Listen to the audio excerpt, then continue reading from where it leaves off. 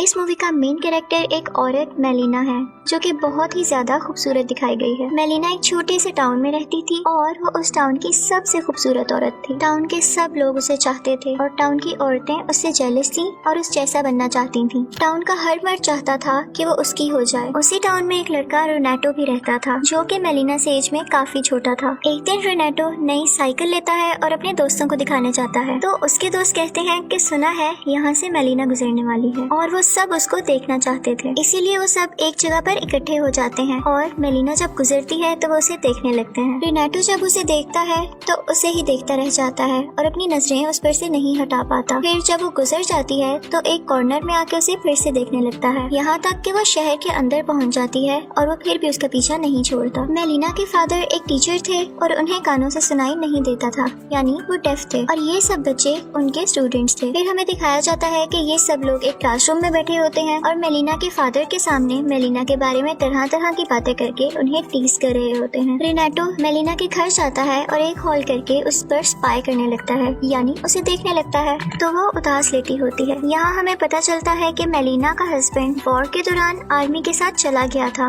और अब तक वापस नहीं आया। और फिर दूसरी तरफ हमें रोनाटो के कुछ दोस्त दिखाए जाते हैं जो कि मेलिना के बारे में तरह तरह की बातें बना रहे थे कि एक बार उसने मुझसे सिगरेट मंगवाया था और टाउन के बाकी लोग भी कहते थे कि मेलिना एक अच्छी औरत नहीं है। इस मूवी में ये बताने की कोशिश की गई है कि सोसाइटी अकेली औरत के बारे में क्या सोचती है और उसके बारे में क्या बातें करती है। दूसरी तरफ हमें दिखाया जाता है कि रोनाटो मेलिना को बहुत पसंद करने लगा था। लोगों की बातें सुन सुनकर कि वो अच्छी औरत नहीं है और हर किसी से खुलकर बात करती है, रोनाटो भी उसे इमेजिन करने लगा था और अपने साथ उसे सोचने लगा था। वो था तो एक टीनेजर लेकिन रहना बड़ों की तरह चाहता था और इसीलिए उसने अपने फादर की पैंट कटवाकर खुद पहन ली क्योंकि अब वो शॉर्ट्स में शर्माया करता था। इस बात को लेकर उसके फादर उस पर बहुत गुस्सा हुए और कई बार उसे मार भी पड़ी, लेकिन रोनाटो फिर भी बाज न आया और उसने दिन रात बड़े लड़कों की तरह मेलिना का पीछा करना शुरू कर दिया। वो एक होल से उसके घर में देखा करता था और मेलिना को इस बात का बिल्कुल पता नहीं था कि कोई उस पर नजर रखे हुए है। फिर अचानक एक दिन मेलिना को खबर मिलती है कि उसका शौहर वॉर में मारा गया है, जिसको सुनकर वो बहुत परेशान हो जाती है और लेटकर रोने लगती है। और यहाँ पर हमें पता चलता है कि उसे अपने शौहर से वाकई बहुत मोहब्बत थी और अब जब उसे पता चला कि उसका शौहर इस दुनिया में नहीं रहा तो उसका इंतजार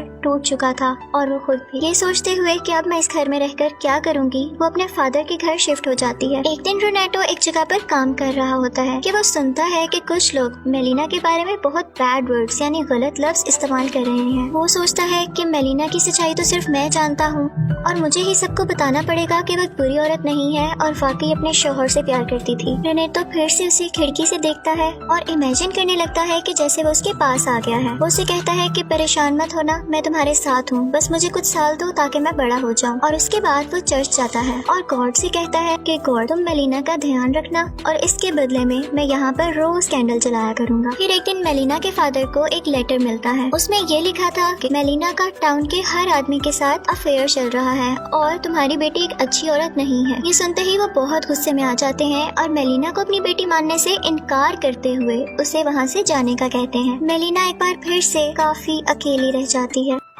रोनाटो को जब इस बात का पता चलता है कि मेलिना फिर से अकेली रहने लगी है तो वो फिर से रोज आकर उसे देखने लगता है और एक रात जब वो मेलिना के घर जाता है तो होल से देखता है कि उसके घर में एक पुलिस ऑफिसर है और कुछ ऐसा लग रहा था जैसे उन दोनों का वाकई में कोई अफेयर चल रहा है। रोनाटो को ये देखकर बहुत बुरा लगता है कि मैंने तो इसे अच्छी औरत समझा था और मैं तो दूसरों को भी बताने वाला था कि ये अच्छी औरत है। उससे अपनी आंखों पर यकीन नहीं हो रहा था। फिर वो पुलिस ऑफिसर उसके घर से बाहर आता है और रोनाटो एक कॉर्नर में छुप जाता है। पुलिस ऑफिसर जब बाहर आता है तो उसे एक डॉक्टर मिलता है और वो कहता है कि मेलिना तो मेरी फियांसी है तो तुम अंदर क्या कर रहे थे। इस बात को लेकर वो दोनों बहुत लड़ते हैं और पुलिस भी फौरन वहाँ पर आ जाती है। अब इसके बाद टाउन में ये बात पूरी तरह फैलने लगी थी कि मेलिना का एक शादीशुदा आदमी के साथ अफेयर है और इसके लिए उसे जेल भी हो सकती है। मेलिना काफी परेशान हो जाती है और फिर वो एक लॉयर के पास जाती है कि मेरी मदद की जाए। मेलिना का लॉयर केस जीत जाता है और ये पता चल जाता है कि डॉक्टर झूठ बोल रहा था। केस जीत जाने के बाद वही बाकी लॉयर मेलिना से जबरदस्ती करने की कोशिश करता है। मेलिना उसे बहुत रोकती है लेकिन कुछ नहीं कर पाती। रेनाटो ये सब होते हुए देख लेता है और वो बहुत ज्यादा परेशान हो जाता है। फिर हमें दिखाया जाता है कि मेलिना के फादर एक सफर पर गए हुए थे और उनका प्लेन क्रैश हो जाता है। मेलिना को जब ये पता चलता है तो वो बहुत दुखी होती है क्योंकि अब उसके पास कोई नहीं रहा था जो उसकी फेवर में बात कर सके, बोल सके। मेलिना को अपने हस्बैंड की वजह से जो पेंशन आती थी वो भी अब बंद हो चुकी थी क्योंकि ये प्रूफ हो चुका था कि उसके हस्बैंड की अब डेथ हो चुकी है और अब मेलिना के पास पैसे खत्म होने लगे थे।